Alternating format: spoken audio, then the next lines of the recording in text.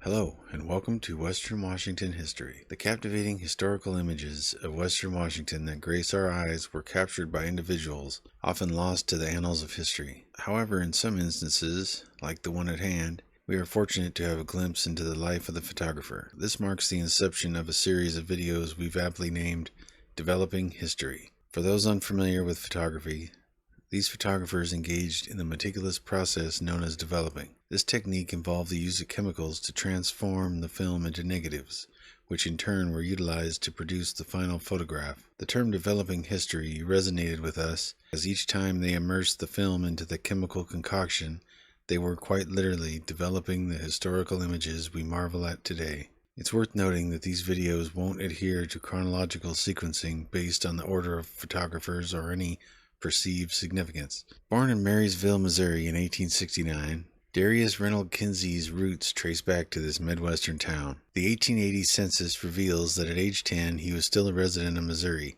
At the bottom of this list, his brother Clark would also become a photographer in Western Washington.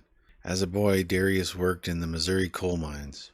In 1889, when Darius was just 20 years old, he embarked on a journey with his older brother Alfred, traveling from Missouri to Washington. The other account says that Alfred was already there and that Darius came out after reading the letters that he had sent to his family. Their route likely involved the Northern Pacific train leading them to Seattle. Once in Seattle, they boarded the train on the newly established Snoqualmie Lakeshore and Eastern Line. The Seattle depot for that line was at the corner of Columbia Street and Western Avenue. The depot in Snoqualmie is still there in 2024. Upon reaching the recently laid out town of Snoqualmie, the brothers were reputed to be the first buyers of lots in the area. In 1890, the remaining members of the family relocated to Snoqualmie, where they played a significant role in the community's development. They constructed the Mount Si Hotel, Snoqualmie's first livery stable, general store, meat market, community center, and post office. Additionally, they organized the first church service in a tent, contributing to the construction of a permanent church later on. Darius's dad's name is inscribed on the church bell. Upon discovering a photo studio in Snoqualmie, Darius acquired a 6.5 by 8.5 camera. Under the guidance of Mrs. Spaulding, a woman he met at their hotel in Snoqualmie, he received photography lessons in Seattle. As he honed his skills, Darius transitioned to an 11 by 14 Eastman View camera for capturing his postcard photos. He also utilized a substantial 20 by 24 Rochester Optical Empire State View camera, boasting the largest camera in the state, accompanied by a towering tripod reported to be around 12 to 14 feet in height. By 1892, Darius had established himself as a full-time photographer. During this period, he secured a notable position with the Seattle Lakeshore and Eastern Railroad, where he dedicated 5 years to photographing the railroad's property, rail lines, and documenting the progress of its line extensions. While working for the railroad, Darius concurrently pursued portrait photography and documented life in logging camps. At these camps, he orchestrated group photographs, sometimes by gathering loggers onto a large stump. Then he offered them a set price for the photo. Darius would return on their payday to sell copies to those interested. For his photography ventures, Darius traveled with a tent to serve as a makeshift studio, along with his camera, tripods, and other gear. Notably, he utilized glass plates for negatives, each weighing a substantial 12.5 pounds. To transport this equipment, he relied on a horse and a small wagon, navigating as close as possible to the camps. On occasion, he was able to use a logging train to reach camps beyond the reach of the road, otherwise he had to hike in. Over time, he upgraded to a Franklin car, a vehicle that frequently appears in many of his historic photos. During this time, Darius developed a preference for the cloudy skies of the Pacific Northwest, adapting his photography techniques by keeping the camera lens open longer to compensate for the region's characteristic darkness. Darius's portrait work led him to Nooksack, Washington in 1893, where he was commissioned to photograph the Pritz family. During this assignment, he became enamored with Tabitha, considered to be the most beautiful among the eligible women of the county. Their courtship unfolded over 2 years, and they were married in 1895.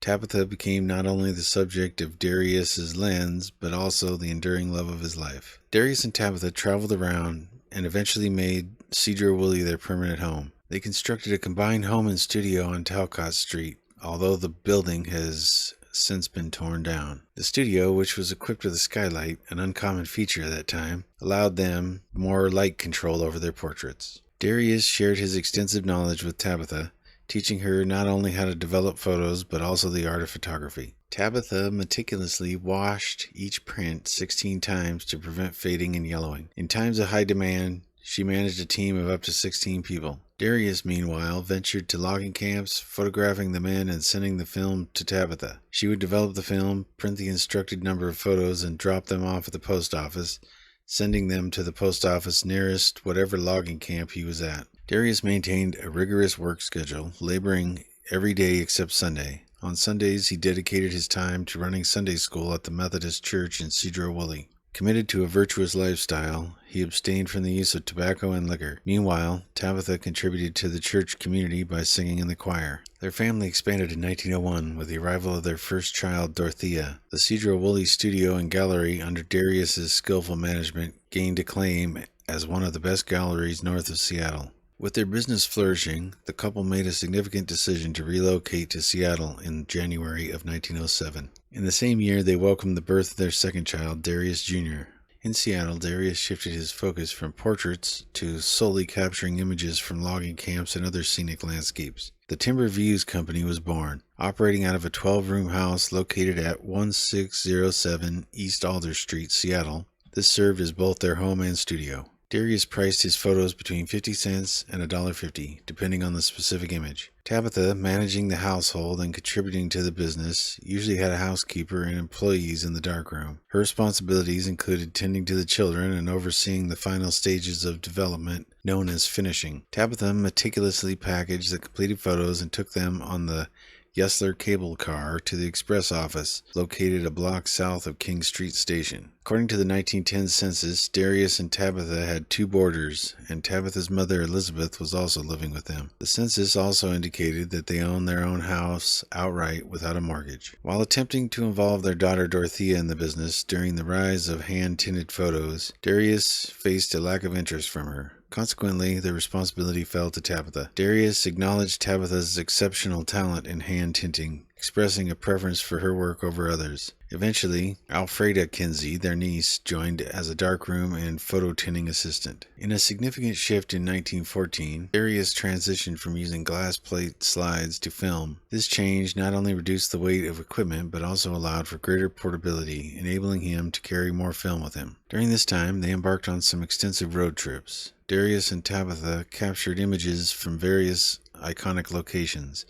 including Washington, D.C., Yellowstone National Park, Golden Gate Park in San Francisco, Niagara Falls, and Yosemite National Park, likely using their Franklin touring car. Dorothea was married in 1919, but she was residing with her parents again by 1920. I found an additional marriage certificate that indicates she went through a divorce and later remarried the same man. The second marriage took place in British Columbia. The first one was in Bellingham. Also during 1919, the Kinseys relocated the studio to 5811 Greenwood Avenue, Seattle. At the Greenwood Avenue residence, they remodeled the entire second floor and converted it to enlarge, develop, and finish photos. Darius continued to utilize this studio until his passing. The 1930 census says that the house was worth $6,000, which with today's inflation would be $103,000. Also, the 1930 census, as always, informs us that yes, they did have a radio in their home. In 1940, at the age of 71, Darius faced an unfortunate accident while photographing in a logging camp,